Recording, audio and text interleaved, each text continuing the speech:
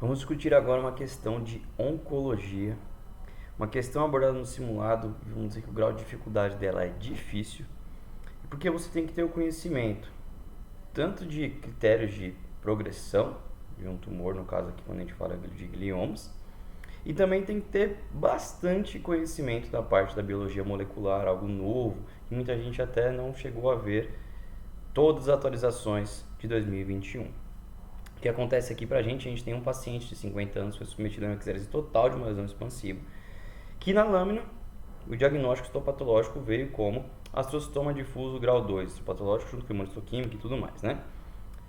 Depois de 30 dias que esse paciente operou, o que aconteceu foi então uma recidiva, com já aumento da área contrastada, aumento do flare. Pô, esquisito, né? Um astrocitoma grau 2, em um mês, recidivar, ter aumento do flare, de área contrastada, ou seja, ter sinais de progressão da doença. O que a gente faz? Pô, vamos revisar essa lâmina, acho que isso não é um astrocitoma grau 2, né?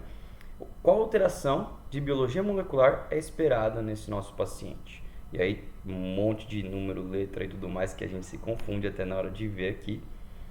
Já tem um spoilerzinho da resposta, mas vamos então lembrar da nova classificação da RU de 2021, ou seja, lá o CNS5, sobre gliomas difusos do adulto. Quando a gente fala de glioma difuso do adulto, a gente tem dois tipos. Um glioma que é o IDH selvagem, né, na imunistoquímica, o IDH selvagem, e um que é classificado como IDH mutante, que é esse que a gente vai discutir agora. Quando a gente tem o IDH mutante, a gente tem duas opções. A gente pode ter um astrocitoma ou um oligodendroglioma.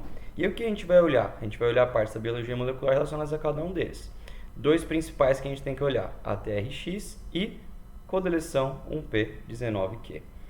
Olhando esses dois, eu consigo determinar que aquele paciente que tem a perda do ATRX é um astrocitoma e um paciente que tem a codeleção 1P19Q é um oligodendroglioma.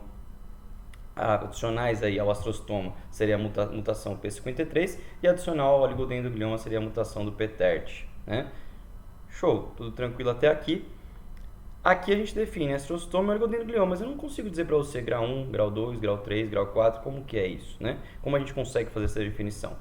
Baseado nisso aqui, na parte de biologia molecular e tudo mais, a gente vai então olhar algumas coisas a mais da histologia e também molecular. No caso, a gente vai olhar se existe necrose, proliferação endotelial e, na parte molecular, aí a parte da deleção do CDKN2A/B, 2A ou B. E o que acontece? Na presença de qualquer um desses aqui, a gente tem então, do lado dos astrocitomas, um astrocitoma grau 4. Lá do lado dos oligodendrogliomas, um oligodendroglioma grau 3. Por quê? O astrocitoma ele pode ir até um grau 4 e o oligodendroglioma ele pode ir até um grau 3.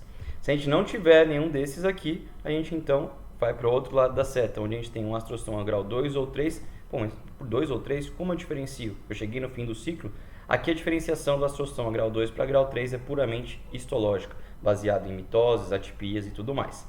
E quando a gente vai para o outro lado aí do fluxograma, para o oligodendroglioma, com todos esses marcadores secundários negativos, a gente então tem um oligodendroglioma grau 2. Show! O que a gente pensa então aqui na nossa questão, né? O que aconteceu na nossa questão e por que muita gente errou essa questão? O que aconteceu foi que o pessoal pensou, pô, eu tenho um astrocitoma. Qual a alteração que eu tenho que pensar quando eu vou clicar, quando eu vou ter um astrocitoma? Quando eu tenho um astrocitoma, eu tenho perda da TRX, né? E o P53. Ah, então beleza. Então, devido a isso, o que eu vou fazer? Ah, vou marcar a alternativa número A, alternativa A, desculpa, que tem aumento da expressão do P53 e o ATRX. Só que não é isso que a questão quer mostrar pra gente. Ela quer dizer pra gente, olha, essa lâmina foi errada, né? O que aconteceu aqui? A gente teve um erro. Esse paciente, pode ser que eu peguei uma região desse tumor aí que não era a que me identificava realmente o que esse paciente tem. E aí o que a gente tem que fazer? A gente tem que revisar. Beleza, eu revisei. O que me dá características de maior grau para esse doente? A presença da deleção do CDKN2A, proliferação endotelial e necrose. Por isso a alternativa correta foi um paciente que foi diagnosticado com grau 2, mas aquele grau 2 está esquisito, está dando uma progressão muito rápida. Isso aqui provavelmente é um grau mais alto. Então o que provavelmente deve ser encontrado nessa nova alteração é a presença da deleção CDKN2A ou B. E por isso, quando a gente vê aqui então nas nossas questões uma questão que teve 22% de acerto somente, confundiu bastante gente, a gente vê que a maioria das pessoas assinalou letra A por causa daquela confusão que eu expliquei para vocês. Portanto, bem tranquilinho, fluxograma bem rápido para a gente lembrar os gliomas difusos do adulto, no caso aqui, e DH mutante. DH selvagem vem outra parte do fluxograma aqui que a gente não precisa discutir para responder essa questão que a gente tem aqui. Fechou, galera? Muito obrigado aí.